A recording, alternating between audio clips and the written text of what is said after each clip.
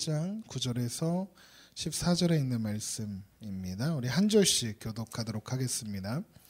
또 자기를 의롭다고 믿고 다른 사람을 멸시하는 자들에게 이 비유로 말씀하시되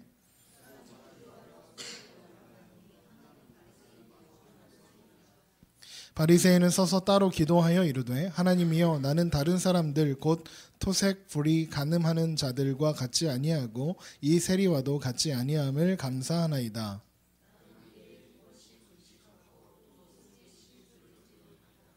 세리는 멀리 서서 감히 눈을 들어 하늘을 쳐다보지도 못하고 다만 가슴을 치며 이르되 하나님이여 불쌍히 여기소서 나는 죄인이로소이다 하였느니라. 이 사람이 의롭다 하심을 받고 그의 집으로 내려갔느니라. 무릇 자기를 높이는 자는 낮아지고 자기를 낮추는 자는 높아지리라 하시니라. 아멘. 언제나 소망 가운데 역사하시는 하나님 앞에 기쁨으로 예배하는 저와 여러분 되시기를 주님의 이름으로 축원합니다. 제가 만나는 아이들 중에 한 아이가 있습니다. 이 아이는 익명으로 이야기할게요. 이름을 이야기하면 저 안에 있는 아이들이 알아서 좋지 않을 것 같아서요. 아이가 있는데 그 아이는 저를 처음 만났을 때 이렇게 이야기했습니다. 저는 쓰레기예요. 이렇게 얘기하더라고요. 좀 당황스러웠습니다. 이게 아무리 그래도 스스로를 쓰레기라고 하기에는 할 나이가 아닌 아이가 그런 말을 해서 좀 당황했습니다. 그래서 물어봤어요. 왜 그렇게 생각하니? 라고 했더니 자기 엄마가 그리고 자기 오빠가 자기 언니가 자기를 쓰레기라고 부른대요. 왜 그렇게 부르는 것 같아? 라고 물어보니까 잘 모르겠다고 해요. 그래서 이 아이를 만나면서 이제 알게 된 것이 온 마음에 상처투성이가 라는 것, 그리고 몸에도 상처가 있다는 걸 알게 되었습니다. 아마도 가정에서 좀 이렇게 학대를 당하는 것 같다는 생각이 들었습니다. 더 가슴 아픈 건 이 아이의 가정이 통일교 가정이에요. 그래서 이 통일교가 다산을 강조하는 그런 교리가 있어서 아이들을 많이 낳았는데 그 아이들을 관리를 하지 않고 그리고 또 그 아이들이 별로 이렇게 귀하지 않은 겁니다. 부모님들에게. 그래서 좀 가슴이 아팠습니다. 그러니까 이 상처가 많은 아이들이요, 자기를 보호하기 위해서 하는 방법이 뭐냐면 가시를 돋치게 하는 거예요. 그러니까 온몸에 가시로 뒤덮고 있는 겁니다. 자기 마음에 가시가 가득 돋친 사람 곁에는요, 사람이 가지 않아요. 그렇죠? 그런데 그러면서도 이 아이는 외로워하고 있었습니다. 그러니까 외로운 거예요. 친구들을 늘 갈망하고요, 친구들한테 어떻게든지 잘 지내보려고 합니다. 친구들한테 가까이 다가가는데 이 아이가 가신 그 가시 때문에 친구들과 오래 사귀질 못해요. 그러니까 얼마 전에 최근에 한동안 교회에 찾아오질 않아서 연락을 했더니 그러는 거예요. 친구들이 교회를 못 오게 한다는 거예요. 그래서 그럴 리가 없는데 라고 생각이 되어서 아이들과 이제 슬쩍 물어봤더니 그런 말을 한 적이 없어요. 그러니까 무언가 다른 일로 트러블이 생겼을 때 이제 자기를 보호하기 위해서 쟤네들 때문에 내가 교회 안 가는 거야 라고 그냥 그렇게 차단해 버린 거더라고요. 좀 속상했으면. 외롭고 또 슬프고 한다는 거를 본인이 알면서도 그래서 더 가까이 다가가면 다가갈수록 다른 사람들에게 상처를 주고 아픔이 되고 그리고 스스로에게 쓰레기고 단어니까 그냥 말할게요. 스스로를 병신이라고 하고 막 그렇게 하는 모습이 너무 가슴이 아팠습니다. 그래서 이 아이를 만나면 제가 늘 이야기해 줬어요. 너는 세상에서 가장 소중한 존재고 하나님께서 목사님을 만나게 해주셨으니까 하나님이 너 인생을 변화시키길 원하신다라고 계속 이야기해 주었습니다. 그런데 그럴 때마다 이 아이의 대답이 뭐냐면 아닌데요. 그럴 리가 없는데요. 이런 겁니다. 그래서 이렇게 토닥이면서 한번 목사님 따라해봐. 난 소중한 사람이다. 이렇게 시켰어요. 못해요. 그냥 말하는 거잖아요. 그걸 인정하라는 것도 아니고 그냥 말하는 건데 말도 조차 못하더라고요. 그 한마디를 떼는데 1시간을 설득을 했어요. 야, 한번 해봐. 그거 어려운 것도 아닌데 왜 그걸 못해. 난 소중한 사람이다. 한번 해봐. 근데 그거를 설득하는데 1시간이 넘게 걸렸어요. 그것도 마음으로 동의해서 그 말을 한 게 아니라 그냥 제가 하는 말을 듣다 지쳐서 이 말을 안 하면 안 보내줄 것 같으니까 그제서야 난 소중한 사람이다. 그렇게 3번을 시켰는데 그렇게 3번을 하고 나서도 아이는 그러는 거예요. 그래도 저는 소중한 사람이 아니에요. 저는 쓰레기예요. 그렇게 이야기하는 거예요. 그래서 그 이후로 교회에 오면 무조건 이제 아이는 말을 해야 돼요. 안 그러면 아무것도 못 해요. 난 소중한 사람이다. 난 소중한 사람이다. 난 소중한 사람이다를 3번 말해줘야 그 다음에 컵라면도 먹을 수 있고 와이파이도 쓸 수 있고 이렇게 했습니다. 그랬더니 그렇게 하고는 있으나 여전히 인정은 못하는 것 같고요. 가슴이 아픕니다. 그럼 이게 말이 됩니까? 누가 그 아이를 쓰레기로 만들었습니까? 누가 뭐라 해도 변하지 않는 사실 한 가지는 있어요. 뭐냐면 하나님께서 그 아이를 창조하셨다는 거거든요. 그리고 저는 제가 믿는 게 뭐냐면 하나님께서 저에게 만나게 해주신 사람들, 아이들, 청소년들, 청년들 다 하나님께서 그 뜻하신 바가 있어서 저를 만나게 해주셨다고 저는 그렇게 믿거든요. 그래서 한 사람 앞에서도 허투루 사지 않으려고 되게 애를 쓰는데 그러지 못할 때도 물론 있지만 되게 애를 씁니다. 다른 사람들이 보기에 그 아이는요 삐뚤어져 있어요. 너무 많이 삐뚤어져 있어요. 망가져 있고요. 그 나이의 아이가 겪어야 하는 일들을 겪지 말아야 하는 일들을 너무 많이 겪었어요. 그런데 분명한 건 아무리 망가져 있어도 그 아이는 하나님께서 창조하신 하나님의 사람이라는 것, 그리고 하나님께서 그 아이를 하나님의 자녀로 삼기 원하신다는 것은 분명한 사실이잖아요. 그러면 누구도 그 아이를 쓰레기라고 말하면 안 되는 거잖아요. 그런데 그 누구도 아닌 부모에게 쓰레기 취급을 받은 그 아이는 스스로 쓰레기라고 여기면서 그렇게 살아가게 될 거 아니에요. 너무 화가 나더라고요. 한 번은 경찰에 신고하려고 했어요. 아이가 자기 허벅지에 난 상처를 보여주면서 오빠가 다리미로 갖다 댔다는 거예요. 제가 경찰에 신고하려고 하다가 이 아이가 말려서 일단은 참고 넘어가기로 했는데 정말 화가 나요. 그럴 때 무기력함을 느꼈어요. 아무것도 할 수 없다는 현실이 너무 화가 나서 가슴이 아픕니다. 오늘 본문에 보면요, 그런 사람이 한 사람 등장해요. 그 13절에 보면 세리가 나오죠. 이름 없는 세리. 아마 예수님의 비유 속에 나오는 세리입니다. 이 세리가 기도하러 올라와서 멀리 서서 하나님 앞에 제단 앞으로 가지도 못하고 멀리 서서 눈을 들어 하늘을 쳐다보지도 못하고 가슴을 치며 이르되 하나님이여 불쌍히 여기소서 나는 죄인이로소이다. 그렇게 기도합니다. 세리는요 당시 유대 사회 속에서 매국노였어요. 동족들을 착취하는 나쁜 존재로 규정되어 있었습니다. 실제로 그렇게 했고요.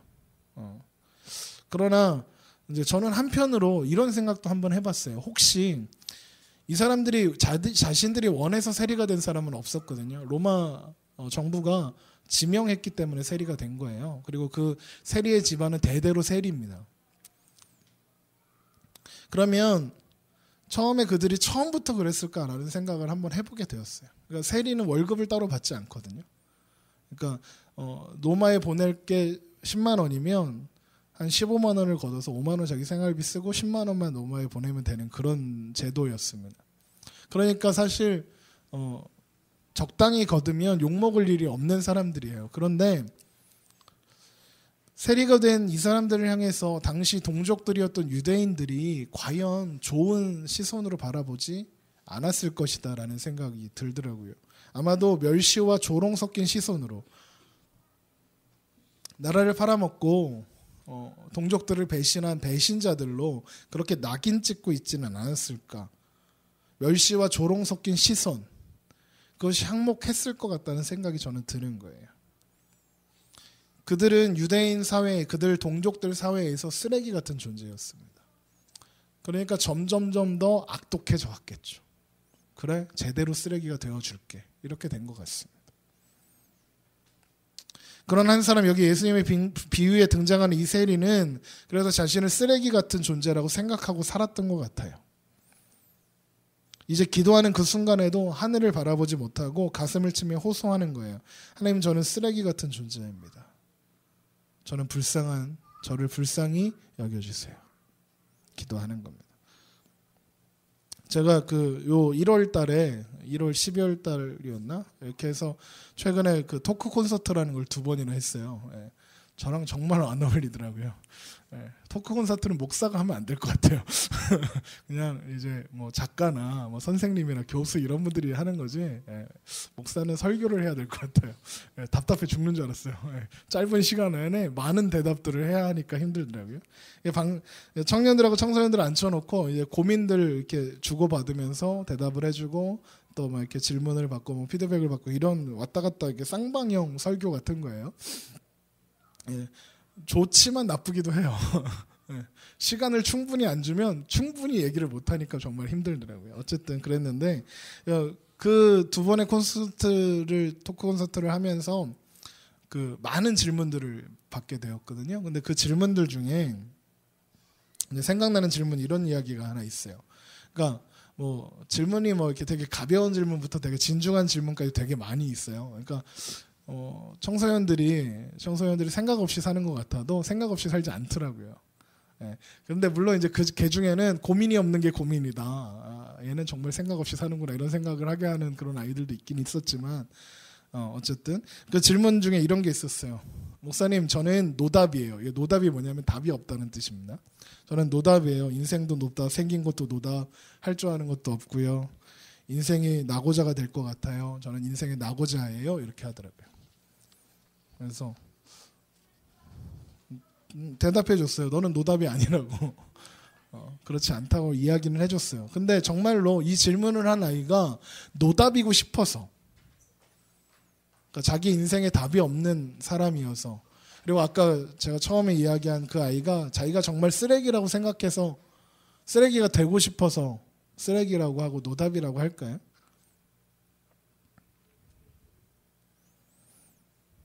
저는요 반대라고 생각해요. 그 아이는 계속 들었을 거예요. 넌 쓰레기야. 넌 노답이야. 그렇게 말을 들었을 거예요. 사람이라는 존재는요 누구나 다 자존감이라는 게 있거든요. 자존심하고는 좀 다른 겁니다. 그러니까 자존감이라는 게 있는데 이게 무너질 때 사람이 참 바닥으로 깔아앉아요. 그러니까 자존심은 무너져도 괜찮은데 자존감이 무너지면 인생이 완전 무너지고 우울증으로 빠지게 되거든요. 그런데 이 자존감이 무너지는 순간들이 여러 가지 원인들이 있습니다. 뭐 실패했을 때, 좌절했을 때 많이 있지만 그 중에 가장 이 자존감을 가장 바닥으로 만드는 게 뭐냐면 자신을 신뢰해주는 사람이 없다는 걸 깨달았을 때예요. 아무도 믿어주지 않는 거예요. 그래서 저도 잘 안 되는데 그래서 제가 노력하는 것 중에 하나가 뭐냐면 믿을만해서 믿어주지 말고 그냥 일단 한번 믿어주면 어떨까라는 생각을 해요. 사실 우리가 자녀들을 키우다 보면 아이가 좀 믿을만하지 않을 때가 많잖아요. 분명히 이거 거짓말 치는 건데 그럴 때 많잖아요. 그런데 부모들은 알잖아요. 그냥 딱 봐도 알잖아요. 이거 거짓말이다. 알잖아요. 그리고 아이들은 그걸 믿어줬을 때 속았다 이렇게 속였다 이렇게 생각할 수도 있어요. 그런데 그게 반복되다 보면요. 그래서 우리는 어떻게 하면 교정해주죠. 거짓말이라고. 그렇죠? 그런데 그게 반복되다 보면 엄마는 근데 그게 반복되는 순간에 어느 날이 오냐면 진실을 말했는데 엄마가 안 믿어주는 순간이 오거든요. 진실을 말했는데 부모님이 안 믿어주는 순간이 오거든요. 난 도서관 갈 건데 PC방 갈 거라고 너 PC방 갈 건데 왜 뻥치냐고 라고 얘기하는 날이 오거든요. 근데 그게 반복되다 보면 어떻게 되냐면 부모가 나를 믿지 않는구나 라고 생각해요. 그러면 자연스럽게 부모님이 듣기 좋아할 만한 말을 하기 시작합니다. 거짓말이죠. 그러니까 자신을 신뢰해주는 사람이 없다는 걸 깨닫을 때 아이들은 좌절하게 돼요. 제가 인터넷을 보는데 그런 이야기가 있더라고요. 어떤 아이가 엄마한테 와서 엄마 우리 반에 왕따 당하는 친구가 있는데 그 아이가 너무 불쌍해. 근데 내가 그 아이랑 놀면 나도 왕따를 당할 것 같아. 어떻게 하지? 라고 했대요. 그랬더니 그 엄마가 뭐라고 대답했냐면 그래 그렇구나. 참 안타깝네. 그래도 네가 왕따 당하면 안 되니까 너도 걔랑 놀지 마. 이렇게 얘기한 거예요. 그리고 그 아이는 그날 밤 자살했습니다. 이유가 뭔지 아세요? 그 왕따 당하는 아이가 본인이었거든요. 엄마조차 나를 그런 존재로 만들어 버린 거예요. 그러니까 그때 만약에 엄마가 말 한마디로 야 그래도 너가 그 친구의 친구가 되어주면 어떨까라고 했으면 그 아이는 소망이 있지 않았을까요? 그러니까 그런 일들이 세상 가운데 엄청나게 일어나고 있는 거예요. 여러분 그 아이들이 제가 만났던 아이들이 그 노답이라고 질문했던 그 아이들이 아마도 어른들에게 주위 사람들에게 넌 진짜 인생 견적 안 나온다, 진짜 답 안 나온다는 말을 많이 듣지 않았을까요? 그 누군가 그 아이를 그렇게 규정 지은 거예요. 노답이라고, 쓰레기라고, 인생 낙오자라고. 아직 피워보지도 못한 그 아이에게 그렇게 결론을 지어버린 거예요. 제가 좋아하는 그 청소년 사역자 서정현 선교사라는 분이 계십니다. 이분이요, 직접 만나본 적은 없는데 이제 그 집회를 안산 사세요. 여기 성포동에 사시는데 성포중학교 나오시고 이런 분인데 성포중학교에서 잘리셨어요. 그러니까 사회 부적응자로 낙인 찍혔던 사람입니다. 여기 목에 보면 칼에 찔린 상처도 있고요. 막 그 온몸이 막 문신으로 뒤덮여 있는 그런 선교사입니다. 그러니까 그 삶이 어땠을지 대충 예상이 되시지요. 그러니까 본인이 세상에서 그렇게 버림받고 쓰레기 취급받으면서 살았어요. 그러다가 군대를 갔는데 군대에서도 사회 부적응자로 낙인 찍혀서 정신과 치료가 필요합니다로 제대당했어요. 훈련소에서. 그리고 나서 찾아간 곳이 정신병원이었고요. 하나님 놀라운 것이 뭐냐면 그 정신병에서 하나님이 그 선교사님을, 그 어린 아이를 만나 주셨어요. 그래서 예수님을 전하는 사람이 되겠습니다라고. 그러니까 하나님이 왜 그러셨는지 모르겠지만 정신병원에서 이 선교사님에게 천국을 묵상하게 하셨고요. 천국은 다 행복해야 되는 거잖아 라는 생각을 하게 된 거예요. 그러면 내가 만나는 사람들 다 행복해야 했으면 좋겠어 라는 생각으로 천국을 전하기 시작한 거예요. 그게 이 양반의 시작이었습니다. 그래서 사실 제가 생각을 했었어요. 저희 교회 한번 모셔서 말씀을 들어볼까 생각을 했는데 무서워요. 네, 청소년들 설교, 이렇게 청소년들, 그러니까 이분이 주로 하는 사역의 무대가 어디냐면 소년원, 교도소 막 이런데요. 그래서 말도 되게 거칠고 생긴 것도 되게 무섭고 그래서 조금 더 제가 담력을 쌓은 다음에 모셔야 될 것 같아서 그래서 조만간 한번 만나뵈려고 해요. 그러니까 저랑 너무 다른 스타일과 다른 인생을 살아오신 분이라 무서워요 좀. 어쨌든 그분의 책이 있어요. 책이 2권이 나와 있는데 그 책 중에 이런 부분을 읽게 되었습니다. 한번 들어보세요. 꼬마들이 사랑놀이를 하면서 만들어 놓은 것을 보면 무엇인가 싶고 버려야 되는지 아닌지 쓰레기인지 아닌지 알 수가 없는 경우가 많다. 하지만 이것을 만든 꼬마에게 차량을 두고 쓰레기라고 했다가는 큰일 난다. 삼촌 여기 봐. 여기가 눈이고 여기가 코야. 듣고 보니 눈이다 코다. 이런 부분이 있어요. 제가 하윤이 이렇게 아이들 키우다 보면 이런 일을 종종 겪게 돼요. 얼마 전에 제가 집에 들어갔더니요. 책상 위에 제가 들으면 안 되는데 책상 위에 정체를 알 수 없는 물체가 이렇게 놓여져 있는 거예요. 이게 쓰레기일 수도 있고 아니면 작품일 수도 있는데 작품이라고 생각하기에는 좀 시험에 드는 그런 물체가 있었어요. 조금 후에 이제 하윤이가 와서 설명을 하는 거예요. 아빠 이게 아빠 눈이고 이게 아빠 코고 아빠 입이고 그래서 이렇게 제가 보면서 그래 이게 아빠야 이렇게 하겠어요. 이게 아빠구나 아마 이런 생각을 하게 됐습니다. 근데 설명을 듣다 보니까요 정말 코처럼 생겼고요 눈처럼 생겼고 입처럼 생겼더라고요. 그게 저라는 걸 인정하기 힘들었지만 네. 근데 정말로 눈이고 코고 입이더라고요. 그러면 서종현 선교사의 그 이야기, 찰흙으로 만든 그 이야기가 어떻게 정리가 되냐면 이렇게 정리가 돼요. 우리를 창조하신 주님께서 우리를 설명하시기 전엔 아무도 쓰레기일 수 없다. 이렇게 이야기가 마무리됩니다. 정말 그런 것 같아요. 우리 인생이라는 게요. 우리를 만드신 분이 우리를 설명하실 때까지 그 어떤 인생도 그 누구도 쓰레기라고 규정되어서는 안 되는구나 라는 생각이, 그렇게 평가되어서는 안 되는구나 그런 생각을 하게 되었습니다. 아이들 키워보신 분은 아는 분도 있을지 모르는데 피터 레이논즈라는 작가가 있어요. 그 작가가 쓴 동화책이 있는데 제목이 점이에요. 점인데 저희 집에 있거든요. 그 책이 되게 감동적이에요. 주인공이 베티라는 아이거든요. 베티라는 아이는 미술 시간을 정말 싫어해요. 못하니까요. 저도 그랬어요. 미술에 소질이 전혀 없는 그런 아이였습니다. 어느 날 이제 미술 시간이 돼서 미술실 안에 이렇게 들어갔는데 도화지를 한 장씩 쫙 나눠주고 자 그림 그리고 나가서 놀아 이렇게 한 거예요. 근데 다 나갔는데 베티라는 아이만 이렇게 아무것도 그리지 않은 종이 앞에서 그냥 멍하고 있는 겁니다. 그래서 그때 이제 선생님이 와서 얘기하는 거예요. 와, 눈보라 속에 있는 북극곰 한 머리를 그렸구나 이렇게 얘기한 거예요. 보통 여기서 얘기가 끝나야 되거든요. 그래서 아이가 희망을 얻고 뭐 이렇게 돼야 되는데 이 아이는 화가 나요. 놀리는 것 같아서. 놀린다고 화가 나 있는 거예요. 그런데 그 모습을 보고 선생님이 그러는 거예요. 뭐라도 좋으니까 하고 싶은 거라도 아무거나 한번 해봐. 했던 거예요. 얘가 화가 잔뜩 났잖아요.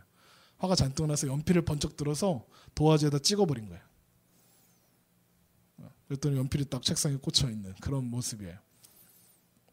그리고 나가버렸어요. 종이에 남아있는 건 하얀 도화지 위에 아무렇게나 찍혀져 있는 점 하나였습니다. 다음 미술 시간이 돼서 미술실에 갔더니 베티가 깜짝 놀란 거예요. 왜 그랬냐면 금태 액자에 멋지게 끼워져 있는 그 작품 중에 베티의 찍은 그 점이 있었거든요. 그때 베티가 생각하는 거예요. 뭐라고 생각하냐면 저거보다는 내가 더 점을 잘 그릴 수 있는데 저거보다 훨씬 멋진 점을 그릴 수 있어 라고 생각한 거죠. 그러면서 그때부터 베티가 점을 그리기 시작해요. 이 색깔 저 색깔 이 색깔 저 색깔 막 섞어서 만들어 보기도 하고 그리고 수많은 미술의 기법들을 사용해서 점을 만들기 시작합니다. 그러다가 그 점이 점점점 더 예술 작품이 되어가는 거예요. 그래서 나중에 전시회까지 열게 됩니다. 그 전시장에서 이제 그 사람들한테 이렇게 그 베티가 그린 그 점들을 이렇게 전시해서 사람들이 막 감격하고 있는데 어떤 한 아이가 꼬마 아이가 이렇게 베티에게 다가와요. 그러면서 얘기하는 게 뭐냐면 자기도 베티처럼 그림을 잘 그렸으면 좋겠다고 이야기를 합니다. 그랬더니 베티가 뭐라고 했게요? 종이 한 장을 내미는 겁니다. 너도 할 수 있어. 뭐라도 좋으니까 하고 싶은 대로 해봐. 이렇게 한 거예요. 그럼 만약에요 이 일이 여러분 앞에서 일어났으면 어땠을 것 같으세요? 미술 시간에 그림을 그리고 있지 않은 그 아이의 앞에 선 선생님이 여러분이었다면 어떻게 하셨을 것 같으세요? 야 빨리 아무거나 그리고 나가 빨리. 이렇게 하지 않았을까요? 만약에 그 아이가 화를 내면서 펜을 도화지에 찍어버렸다면 여러분 어떻게 하시겠습니까? 이 쉐이드 손모가지를 이렇게 하지 않겠습니까? 여러분 하나님은 뭐라고 하실까요? 하나님은 도대체 뭐라고 하실까요? 스스로를 쓰레기라고 하는 아이, 스스로를 노답이라고 인생에 답이 없다고 인생의 낙오자가 되어버린 것 같다고 하는 그 아이를 향해서 하나님은 뭐라고 하실까? 예수님은 뭐라고 하실까? 오늘 본문 이렇게 이야기합니다. 14절을 한번 보세요. 내가 너에게 이르노니 이에 저 바리새인이 아니고 이 사람이 의롭다 하심을 받고 그의 집으로 내려갔느니라. 무릇 자기를 높이는 자는 낮아지고 자기를 낮추는 자는 높아지리라 하시니라. 의롭다고 하신대요. 그러면서 바리새인은 아니래요. 바리새인이 어땠는데요? 바리새인은 11절에 보면 바리새인이 기도하는 모습이 이렇습니다.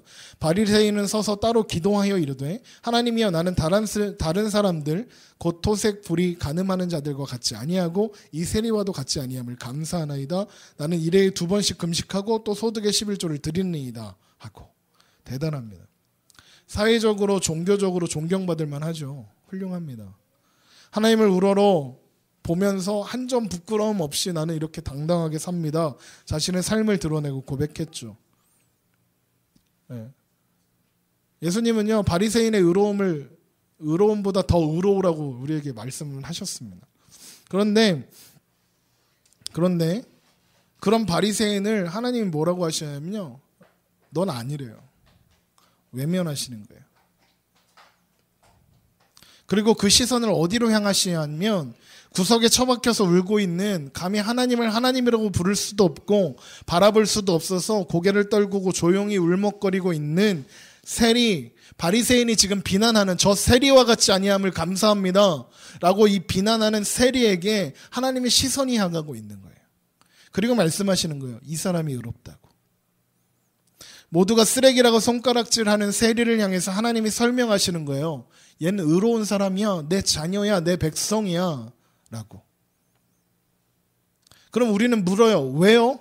세리가 왜요? 걔가 뭘 잘났는데요? 걔가 뭘 했는데요? 걔는 아무것도 안 했는데요? 죄밖에 지은 게 없는데요?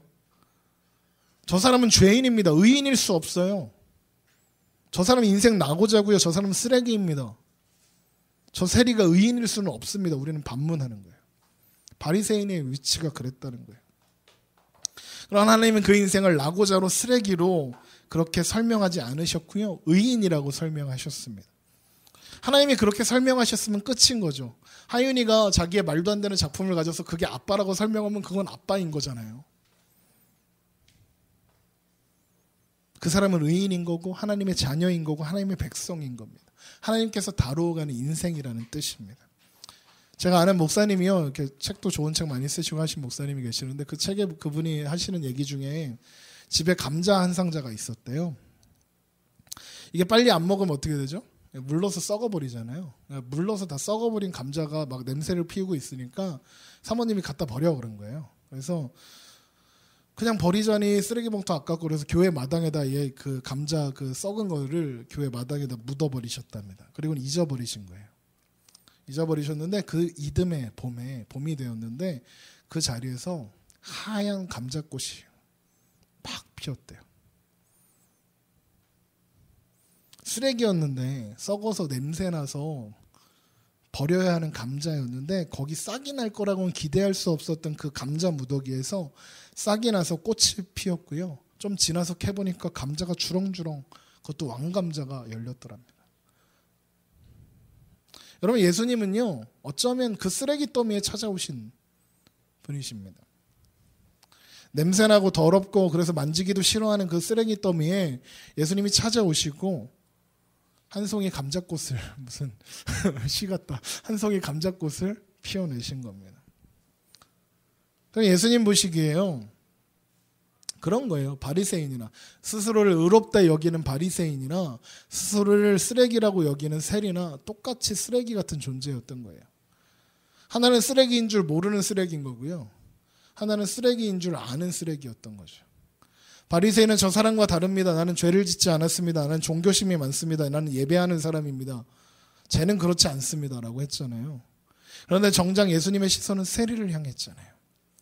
내가 이렇게 잘났습니다. 이렇게 자랑하는 바리새인 아니라 나는 죄인이고 쓰레기입니다. 상한 마음으로 엎드린 그 세리를 예수님은 받아주시는 거예요. 여러분, 우리가 예수 믿는다는 그 말의 의미를 좀 알아야 하지 않을까 생각합니다. 수많은 크리스천들이요, 크리스천을 자처하는 사람들이라고 하고 싶습니다. 크리스천을 자처하는 사람들이 예수 그리스도 그 이름, 그 귀한 이름을 들먹이면서 사람들을 정죄해요. 비난하고요, 죽이려고 듭니다. 너희는 세상의 빛이다 하셨는데 레이저 검이 되어서 다 잘라버리려고 해요. 너희는 세상의 소금이다 해서 노가지라고 맛을 내라고 하셨는데 그 소금을 들여서 세상을 향해서 뿌리려고 해요. 그 뭐죠? 이렇게 뿌릴 때 하는 거 뭐죠? 왜? 그 뭐더라? 까먹었다. 뭐 이렇게 부정한 거에 대해 소금 뿌릴 때 소금 치잖아요. 소금을 치려고 해요. 우리 모두가 죄 아래 있고 은혜를 필요로 하는 대상을 우리가 모두가 죄 아래 있고 은혜가 필요한 사람이라는 것은 눈꼽만큼도 생각 안 하려고 해요. 나는 의인이고 너는 죄인이다. 세상과 분열하려고 하고 세상과 등지려고 해요. 세상을 심판하려고 합니다. 조금 극단적인 예를 하나 들어볼게요. 최근 이게 기독교 사회에서 이슈가 여러 가지가 있는데 그 중에 동성애 문제가 있어요. 분명히 말씀드리지만 동성애는 죄입니다. 성경이 죄가 아니라고 한 적이 단 한 번도 없어요. 그래서 동성애는 죄가 아닙니다고 말하는 놈도 나쁜 놈이에요. 그런데 동성애를 하는 사람을 혐오하는 건 괜찮은가요? 동성애자를 혐오하는 건 죄일까요? 아닐까요? 그 사람들을 미워하는 거 죄일까요? 아닐까요? 죄예요. 똑같이 죄인 거예요. 예수님은요, 정죄하지 말라고도 하셨거든요. 여러분, 동성애와 동성애자를 혐오하는 건 똑같은 죄인 거예요. 동성애자들이 무서워서 그거 죄라고 말하는 걸 꺼리는 사람들, 그것도 제정신 아닌 거지만 그들을 혐오하고 정죄하고 쓰레기 취급하는 것도 죄라고요. 예, 서울에서 미친 그 축제 벌이는 것도 죄예요.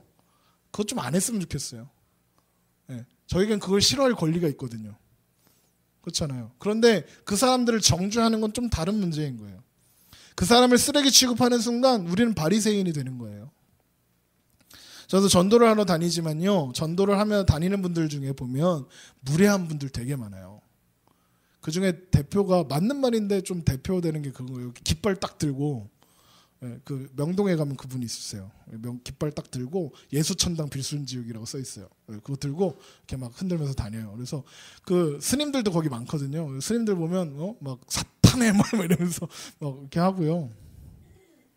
예수 믿어라 안 믿으면 지옥 간다 막 전도를 해요. 봉고차에다가 막 시뻘겋게 붙여놓고 막 다니고 막 그래요. 이게 막 전철역 같은 데서 길을 막아요. 지나가는 사람 길을 막고 막 전도를 해요. 이게 무례하고 몰상식한 거예요. 왜 그런 짓을 하느냐? 내가 이렇게 대단한 걸 갖고 나왔다 이거예요. 근데 너는 이걸 들어야 되는데 왜 안 들어 먹냐? 이런 생각하는 거예요. 네가 아무리 바빠도 내 말은 들어야 돼 그러는 거예요. 요즘에는 이단들이 심하게 그렇게 해서 이제 기존 교회들은 잘 안 하는 것 같은데 옛날에는요 무조건 초인종 누르잖아요. 문 열어주면 문을 딱 막고 네? 무작정 전도하는 거잖아요. 네. 무례한 거예요, 그죠? 전도라고 뭐든 하면 된다 이런 생각하면 안 되거든요. 상식이 있고 경우가 있게 합니다. 믿지 않는 사람들이 묻는 게 그거잖아요. 당신 나한테 이 중요한 얘기 하려면 정말 당신이 하는 얘기가 생명이 되는 이야기고 중요한 얘기라고 생각하면 그거보다 훨씬 쉬운 기초적인 예의는 지켜라 하는 거거든요. 기본적인 매너 없는 니들이 믿는 예수 난 싫다 이겁니다. 너랑 같이 가야 되는 천국 날 안 갈란다 이 얘기하는 거거든요. 제가 아침에 전도를 하고 있으면요 많은 분들을 만나거든요. 근데 그 중에 요즘에 며칠 못 뵀는데 저를 되게 싫어하는 분이 있어요. 있는데 무슨 오해가 있으실 수도 있고 막 그런데 전도지도 안 받으시고 인사를 해도 막 이렇게 째려봐요. 인사를 해도 안 받는 분은 있어요. 안 받고 그냥 가시는 분들이 있는데 째려보는 분은 그분이 유일해요. 이렇게 째려봐요. 이렇게 얘는 그래요. 뭐 그래요. 그런 분이 있는데 한 번은 이제 제가 그냥 그래도 맨날 인사하면서 전도지 드리거든요. 그러면 안 받으면 알고 드리거든요. 그러면서 안 받으시면 그냥 즐거운 하루 보내십시오 이러거든요. 근데 그거를 이제 무의식 중에 받으셨나 봐요. 뭐가 훅 들어오니까 받으셨나 봐요. 받았으면 그냥 가져가든지 아니면 나 필요 없으니까 너 가지라고 하든지 그걸 이렇게 버리는 거예요. 내 앞에서 이렇게 버리면 나한테 이딴 걸 왜 줘? 주지 마! 이러는 거예요. 그러면서 하시는 말이 뭐냐면 내가 이래봬도 권사인데! 이러는 거예요. 예, 이미 오래전부터 알고 있었어요. 딱 봐도 권사님이에요. 그러니까 아침 7시 한 15분쯤 지나가시는데 손에 가방 하나 드셨는데요. 거기가 성경이 이렇게 삐져나와 있고요. 딱 봐도 새벽 기도 시간에 제일 오래 기도하는 권사님인 거예요. 그 성경 가방 흔들면서 가시는 거예요. 예, 저야 뭐 그냥 웃어 넘기면 괜찮아요. 그렇죠? 권사님이 좀 오늘 화나는 일이 있었나 보다 이러고 넘어가면 되는데 그때 제 옆에서 서 있던 저랑 되게 친한 분이거든요. 제가 이분을 교회 오게 하려고 되게 오랫동안 작업하고 있는 분인데 조만간 올 수도 있을 것 같고 막 그래요. 그 딸하고도 친하고 막 그러거든요. 그럼 저한테 그러는 거예요. 목사님 제가 저런 것들 때문에 교회 안 가요. 이러는 거예요. 제가 공들였던 게요 한 방에 날아갔어요. 제가 그래서 그랬어요. 아니에요. 저런 분들 때문에 누님이 교회 오셔야 되는 거예요. 왜요? 예수 믿으셔야 되는 거예요. 왜요? 네. 그래서 누님 같은 분이 예수님 믿으셔서 진짜 예수 믿는 게 뭔지 보여주세요. 이렇게 얘기했죠. 네. 그렇게 다행히 위기를 넘겼으나 그러면 조금 주제에서 벗어난 얘기 잠깐 드리면요. 혹시 거리 지나가시다가 전도지 나눠주는 분 보시면요. 그냥 격려해 주세요. 이렇게 교회 다녀요? 이러고 가지 마시고 이렇게 하시는 분이 있으면 감사합니다. 기도하겠습니다. 승리하세요. 이렇게 한마디 해주세요.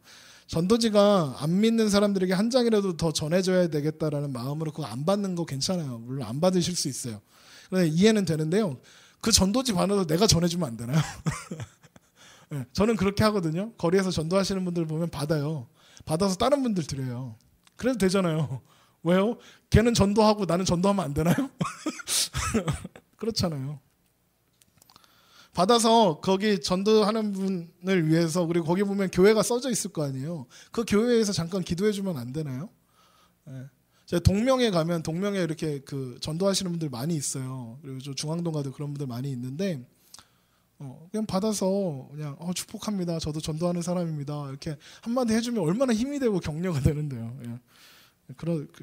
하늘소리교회 우리 성도님들은 거리에 전도자 만나시면 이렇게 파이팅을 좀 해주시고 해주셨으면 좋겠습니다.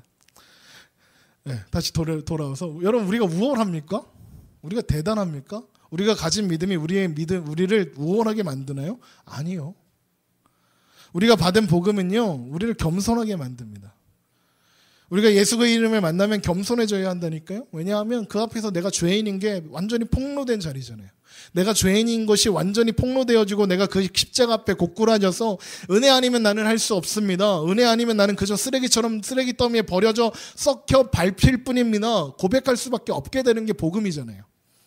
여러분, 십자가가 부활이 왜 좋은 소식인 줄 아십니까? 소망 없는 삶에 사방을 둘러봐도 깜깜한 벽뿐인 그 삶에 하나님 찾아오셔서 그 삶을 비춰내시고 그 삶의 의미를 찾아주시거든요. 그렇기 때문에 인생을 평가하는 건 세상이 말하는 성공이나 실패가 아니라 얼마나 잘 먹고 잘 살았느냐, 얼마나 높은 지위에 갔느냐가 아니라 얼마나 좋은 대학에 들어갔고 얼마나 많은 연봉을 받았느냐가 아니라 그 인생의 예수 그리스도, 예수 그 이름, 예수로 정의되었느냐, 그 삶이 예수로 말미암아 정의되었느냐, 그게 중요하다는 거예요. 그럼 인생에 어려움이 찾아오고 아픔이 찾아오고 좌절이 찾아올 때요, 하나님이 쓰레기라고 한 적 없는 인생을 스스로 쓰레기 만들어서 시궁창 속에 던져버리지는 말아야 하지 않겠습니까? 예수 그 이름을 붙잡고 사는 인생은 다른 거예요. 누군가 보기에 답이 없어 보이고 쓰레기인 것처럼 보이는 인생처럼 보여도 그 인생은 존귀한 인생입니다. 여러분 예수님 앞에서 어떤 평가를 받는 사람이고 싶으십니까? 넌 아니고 제가 의인이야, 이런 평가 받고 싶으십니까? 그러면 안 되지 않겠습니까? 우리가 무엇으로 누군가 앞에 서서 내가 더 잘났다고 할 만한 게 하나님 보시기에 하나라도 있겠습니까? 앞에서 떠들고 있는 목사와 여러분하고 뭐가 다르겠습니까? 저는 그냥 목사인 거고요, 말씀 전하는 일을 맡았을 뿐입니다. 예수님은 그런 우리를 찾아오시는 거예요. 그런 우리를 찾아오시는 거예요. 예수님께서 이 땅에 오신 이유가 뭐냐 하면, 누가복음 4장 18절에 주의 성령이 내게 임하셨으니 이는 가난한 자에게 복음을 전하게 하시려고 내게 기름을 부으시고 나를 보내서 포로된 자에게 자유를, 눈먼 자에게 다시 보게 함을 전파하며 눌린 자에게 자유롭게 하고 주의 은혜의 해를 전파하게 하려 하심이라. 예수님께서 이 땅에 오신 이유는 가난한 자에게 복음을 전하러 오셨대요. 여러분, 가난한 자는 돈 없고 못 사는 거 얘기하는 게 아니라 결핍이에요. 결핍. 뭐가 결핍된 거냐? 하나님 없이 사는 거예요. 하나님이 없는 결핍 속에 존재하는 자들을 가난한 자라고 하는 거예요. 하나님을 모르는 게 가난한 거예요. 하나님이 없는 결핍, 예수 그리스도를 모르는 그 결핍 때문에 사람들은 그 결핍을 채울 방법을 끊임없이 찾아다녀요. 그런데 그 결핍은 무엇으로도 채워지지 않죠. 그 공허함, 그 결핍, 그 배고픔, 그 목마름을 해결할 유일한 길은 하나님밖에 없거든요. 그 일을 위해서 예수님이 이 땅에 오셨어요. 그 결핍을 해결하러 오시는 거예요. 오셔서 가난한 자에게 복음을 전하시고요. 그러니까 놀라운 일이 일어나는 거예요. 포로된 자가 자유케 되고요, 얼물린 자가 회방되는 일이 일어나는 거예요.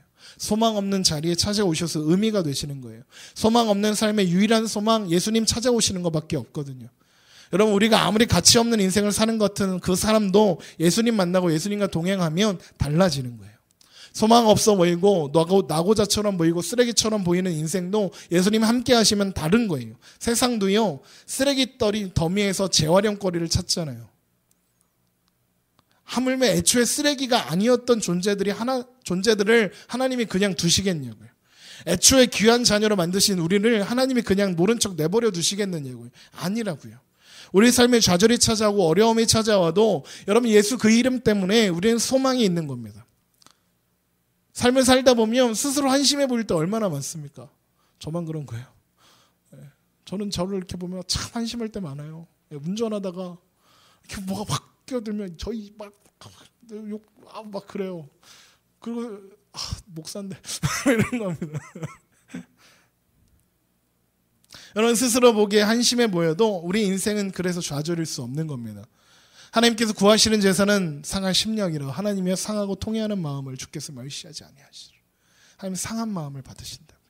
여러분 예수 이름 앞에 살아가면 그렇게 살아가면 되는 거예요. 여러분 우리는 가난한 자였고요. 우리는 작은 자 한 사람이었습니다. 그 작은 자 한 사람 부르셔서 자녀된 자리로 회복시키고 우리를 존귀한 자로 만들어내시는 거예요. 가난한 자, 억눌린 자, 갇힌 자였던 우리에게 예수님 찾아오셔서 소망이 되시고 기쁜 소식 되어주셔서 자녀 삼아 주시는 거예요. 아무런 자격 없는 자들에게 찾아와 소망이 되어주신 겁니다. 제가 설교를 준비하다가 이런 영상을 하나 발견을 했는데요. 잠깐 보시겠습니다. 하루에도 몇 번이고 주저앉고 싶지 않겠어요? 자신감은 점점 없어지고 불안해지고 두려워지고 사는 것이 겁나고 무능한 자신, 남처럼 앞서지 못하는 자신이 원망스럽고 나중에는 그렇다고 해서 자기를 붙들어주는 손도 없고 기댈 만한 데도 없고 결국은 우울증에 빠지는 비참한 일들이 우리 주변에 일어나고 있습니다. 이럴 때 우리에게 필요한 것이 있다면 뭡니까? 힘이요. 세상을 살 수 있게 하는 힘이요. 벌떡 일어나게 하는 힘이요. 자존심을 살려주는 힘이요. 절대로 기죽지 않게 하는 힘이요. 비틀거릴 때마다 붙들어주는 강한 손이요. 어떤 형편이든지 자족하면서 감사할 수 있게 만드는 힘이요. 힘이 필요해요. 힘이 필요해. 세상을 살기 위해 힘이 필요해요. 내 안에 없는 힘이 필요해요. 밖으로부터 오는 힘이 필요해요. 이 힘이 필요하다. 어디서 이 힘을 얻을 수 있습니까? 십자가를 향해서 가까이 나아가 나를 사랑하사 나를 위하여 자기 몸을 버리신 하나님의 아들을 붙들고 그분의 그 놀라운 사랑을 내 마음에 다시 한번 체험할 때 힘이 생깁니다. 주님이 뭐라고 하시는지 알아요? 너는 네가 똑똑하지도 못하고 머리도 둔하고 경쟁에도 뒤처지고 쓸모없다고 그래서 살고 싶지 않다고 그러지. 그러나 야, 나는 네가 얼마나 좋았지. 나는 내가 얼마나 사랑스러웠지. 내가 너를 위해서 이렇게 십자가에서 대신 죽었다. 너 그거 잊어버렸니? 내가 이만큼 너를 사랑하는 것 가지고 만족하지 못하겠니? 내가 너를 이만큼 사랑해 주는 것만으로도 행복하다는 말 못하겠니? 너 인생의 짐이 무겁다고? 나는 너보다 더 무거운 짐 지고 세상을 살았어. 그러나 다 지나가는 거야. 나중에 내가 너에게 안겨줄 하늘의 영광은 세상의 고난과 비교가 안 돼. 여러분 십자가 앞에서 주님이 주시는 이런 음성을 듣는다면 힘이 안 생길까요? 힘이 안 생길까요? 내가 이렇게 소중한 존재구나. 하나님이 나를 이렇게 소중하게 보시는구나. 나는 절대 시시하게 인생 살 수는 없어. 가난하다고 해서 나는 하나님도 나를 아무것도 아닌 것처럼 취급하지 않으셨어. 나는 소중한 존재예요. 여러분 이런 자아의식을 다시 회복할 때 힘이 안 생기겠어요? 예? 내 당대는 고생할지 모르지만 내 자식 때 하나님이 축복해 주실 것이다. 오늘은 고생할지 모르지만 내일 아침에는 하나님께서는 나로 하여금 춤을 추게 만들어 주실 것이다. 우리 하나님 오늘도 살아계셔. 그분이 십자가에서 죽으셨어. 그거 생각하면 힘이 안 나겠어요? 여러분 하루 10분만 십자가의 죽음을 묵상하십시오. 아무리 바빠도 하루 10분만 나를 사랑하사 나를 위하여 자기 몸을 버리신 주님 앞으로 다가가세요. 하루 10분만 그분 십자가 밑에서 흘러내리는 피에 여러분의 손을 담그고 그분을 우러러보십시오. 여러분 아까 그 선교사 서종현 선교사의 이야기 속에서 이런 이야기가 나왔죠. 우리를 창조하신 주님께서 우리를 설명하시기 전에는 아무도 쓰레기일 수 없다 했던 이야기 아시죠? 그리고 우리는 예수 그리스도로 정의되는 존재입니다. 그리고 여러분이 만나는 사람들이, 아니 하나님께서 만나게 하신 그 사람들이요, 예수 그리스도, 예수 그 이름으로 정의될 수 있도록, 그럼 우리는 그 삶으로, 우리의 입술로 예수 그리스도를 시인하고 드러내는 우리가 되었으면 좋겠습니다. 그럼 우리의 삶은 예수로 정의되는 그런 삶이어야 합니다. 그러면 십자가가 우리를 정의하고요, 예수님의 그 사랑이 우리를 정의하셨습니다. 너는 내 것이라, 너는 하나님의 자녀다, 하나님의 소유다. 하나님 그렇게 우리를 정의하십니다. 그렇다면 우리의 삶은 희망이 있고 소망이 있고 의미가 있는 것 아닐까요? 우리가 만나는, 어쩌면 저 실패자처럼 보이는 그 사람들의 인생도 하나님이 만나주시면 그 인생 달라지지 않을까요? 그럼 우리 그 소망을 품고 그 의미를 품고 살아가는 우리가 되었으면 좋겠습니다. 우리 시간 함께 찬양하고 기도할 건데요, 이 찬양이 그렇습니다. 너희 안에 거하라. 모든 환난과 모든 근심 가운데 너희를 지킬 것이다. 너는 내 것이라. 내가 너를 안다. 너는 내 것이라 합니다. 우리 함께 찬양하겠습니다.